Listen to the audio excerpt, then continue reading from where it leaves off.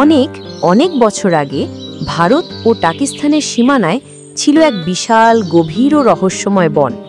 সূর্যের আলো পর্যন্ত গাছের পুরু পাতা ভেদ করে মাটিতে পৌঁছাতে পারত না। সেই বনের মাঝখানে বাস করত এক দয়ালু কিন্তু অপার শক্তিশালী ডাইনি। তার নাম ছিল মায়াবতী। মায়াবতী সাধারণ ডাইনিদের মতো দুষ্ট ছিল না। সে কখনোই কাউকে অকারণে ক্ষতি করত না, বরং সে বনের প্রতিটি প্রাণী, ছোট্ট কাঠবিড়ালি থেকে শুরু করে বিশাল হাতি, সবাইকে নিজের পরিবারের মতোই সুরক্ষা দিত। শিকারীরা যদি গোপনে বনে ঢুকত, মায়াবতী এমন ভয়ঙ্কর মায়া তৈরি করত যে তারা প্রাণ হাতে নিয়ে পালিয়ে যেত। এই জন্যই বনে হিংস্র পশু যেমন বাঘ, সিংহ, নেকড়ে, ভাল্লুক, এমনকি হিংস্র শিয়াল পর্যন্ত শান্তিতে বাস করত। কিন্তু বনের এই শান্তি দুই দেশের জন্য দুই রকম অর্থ বহন করত।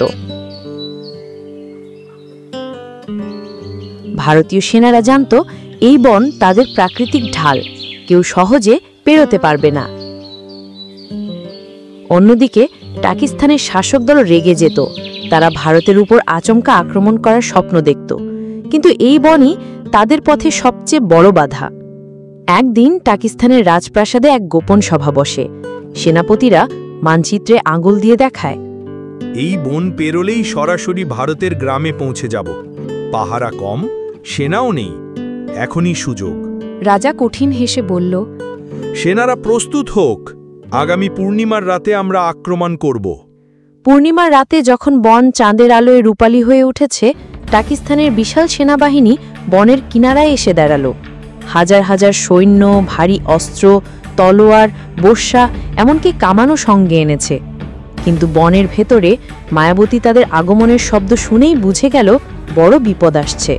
সে সাথে সাথে জাদুর শঙ্খ বাজালো। মুহূর্তে গাছের ডালে থাকা পাখিরা ডেকে উঠল, মাটির গর্ত থেকে সাপ বেরিয়ে এলো, আর পাহাড়ের ঢাল থেকে বাঘ, সিংহ, নেকড়েরা গর্জন করতে করতে জড়ো হলো।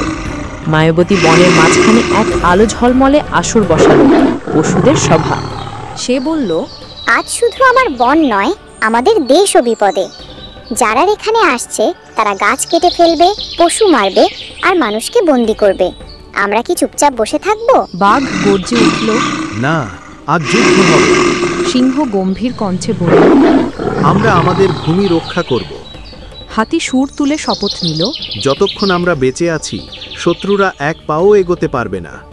পরদিন ভোরে যখন পাকিস্তানের সেনারা বনে ঢোকার চেষ্টা করল, চারদিক থেকে ঝড়ের মতো পশুরা ঝাঁপিয়ে পড়ল। হাতিরা তাদের কামান ভেঙে চূর্ণ করল, বাঘ, সিংহ সৈন্যদের ছত্রভঙ্গ করে দিল, নেকড়েরা ঘোড়ার লাগাম ছিঁড়ে ফেলল, পাখিরা আকাশ থেকে বর্ষা ছিনিয়ে নিল। মায়াবতী জাদু দিয়ে শত্রুদের চোখ ধাঁধিয়ে দিল। তাদের মনে হলো গাছের ডালগুলো নড়ে নড়ে বিশাল দানবে পরিণত হচ্ছে। যুদ্ধ চলল ঘন্টার পর ঘন্টা।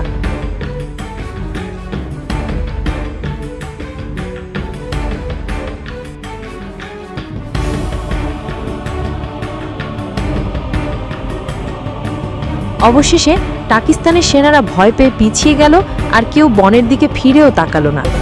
পরদিন ভোরে বনের মাঝখানে এক আনন্দের মেলা বসল।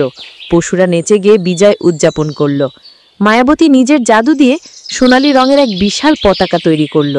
হাতির পিঠে চড়ে সিংহ সেই পতাকা উঁচু করে তুলল, আর সকলে একসাথে স্লোগান দিল, জয় বন, জয় দেশ। বন আমাদের অহংকার, এই বন আমাদের শক্তি, এই বন আমাদের স্বাধীনতা। সেই থেকে সেই বন শুধু ভারতের প্রাকৃতিক রক্ষা কবচ নয়, বরং সাহস, ঐক্য আর স্বাধীনতার প্রতীক হয়ে উঠল।